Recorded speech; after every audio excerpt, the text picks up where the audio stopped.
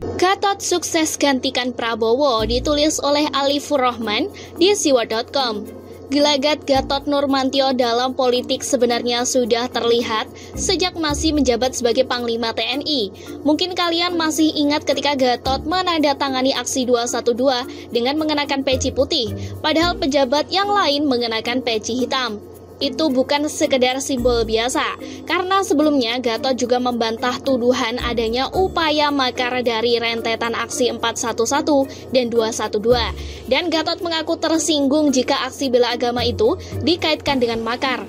Di sisi lain, Polri yang saat itu dipimpin oleh Tito Karnavian tetap tegas melakukan penangkapan terhadap tokoh-tokoh provokator yang sebelumnya tak terkendali dan membuat aksi 411 berakhir ricuh hingga malam hari.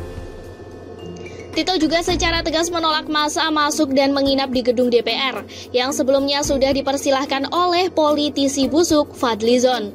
Penangkapan terhadap Ahmad Dhani, Eko, Aditya Warman, Kiflan Zain, Firza Hussein, Rahmawati Soekarno Putri, Ratna Sarumpait, Sri Bintang Pamungkas, Jamran Al-Hakat, dan Rizal Kobar sukses membuat aksi 212 hambar.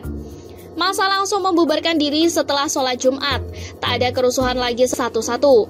Tapi, sampai di sini, pernyataan Gatot yang berbeda sikap dengan Polri tak banyak disadari publik.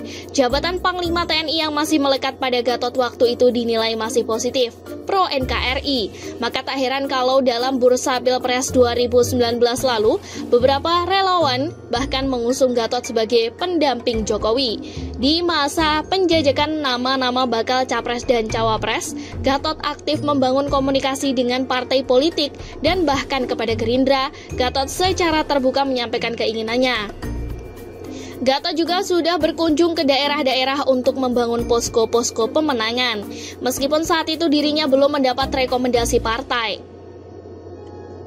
Gatot sempat coba dipasangkan dengan Prabowo, pernah juga dicoba Gatot, Sandi, dan bahkan PAN coba mengusung Gatot Anies. Peluang terakhir Gatot adalah saat detik terakhir Jokowi memilih Ma'ruf Amin. Bila Jokowi tetap ngotot memilih Mahfud MD sebagai wakil, maka PKB dan PPP akan langsung membangun poros ketiga bersama Demokrat. Tentu saja calonnya adalah Gatot AHY. Jadi secara pribadi Gatot sejatinya sudah lama memulai karir di kancah politik. Keinginannya untuk maju sebagai capres bahkan sudah disampaikan pada tahun 2018 lalu. Dengan status mantan Panglima TNI, sejatinya Gatot jauh lebih bisa menerima masyarakat. Lihatlah Muldoko yang saat ini menjadi kepala KSP. Secara politik, Gatot juga sudah terbukti mampu berkomunikasi dengan partai-partai. Namun sayangnya Gatot malah bergabung dengan sekumpulan orang-orang gagal gelandangan politik. Sebut saja Din Syamsuddin yang dari dulu hanya mampu menjadi bakal calon presiden tapi tak pernah berhasil maju. Rizal Ramli, mantan menteri era Gus Dur, sempat masuk di kabinet Jokowi tapi dipecat karena ribut. Amin Rais yang dari dulu digadang-gadang akan jadi presiden tapi tak pernah kesampaian dan seterusnya. Secara ormas Gatot didukung FPI dan sejenisnya. Tentu saja ada Rizik di dalamnya, ditambah ormas-ormas seperti GNPF, 212 dan sebagainya, sehingga kualitas Gatot otomatis menurun di mata mayoritas masyarakat Indonesia yang sangat anti dengan kelompok-kelompok tersebut. Tapi di sisi lain saya paham, langkah cepat dan agresif Gatot membentuk kami adalah langkah paling murah dan efektif untuk mengumpulkan massa, karena GNPF, FPI, 212, Amin Rais, Din Syamsuddin, Rocky Gerung dan sebagainya itu sedang kehilangan sosok Prabowo. Prabowo setelah menjadi Menteri Jokowi praktis membuat ormas-ormas tersebut balik kanan. Karena Prabowo kini sudah menjadi bagian dari pendukung Jokowi. Kekosongan ini yang dilihat oleh Gatot lalu maju sebagai ikon oposisi. Sejauh ini Gatot bisa dibilang sukses menggantikan Prabowo.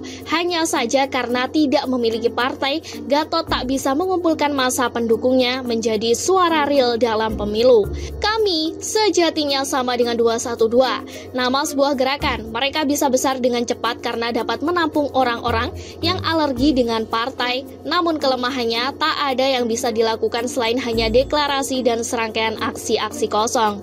Tak ada gagasan, ide dan langkah real untuk menciptakan perubahan yang berdampak secara langsung pada masyarakat. Sekian dulu berita hari ini. Jangan lupa di like, komen, dan subscribe agar Anda tidak ketinggalan informasi menarik dan terupdate lainnya dari channel Daily News.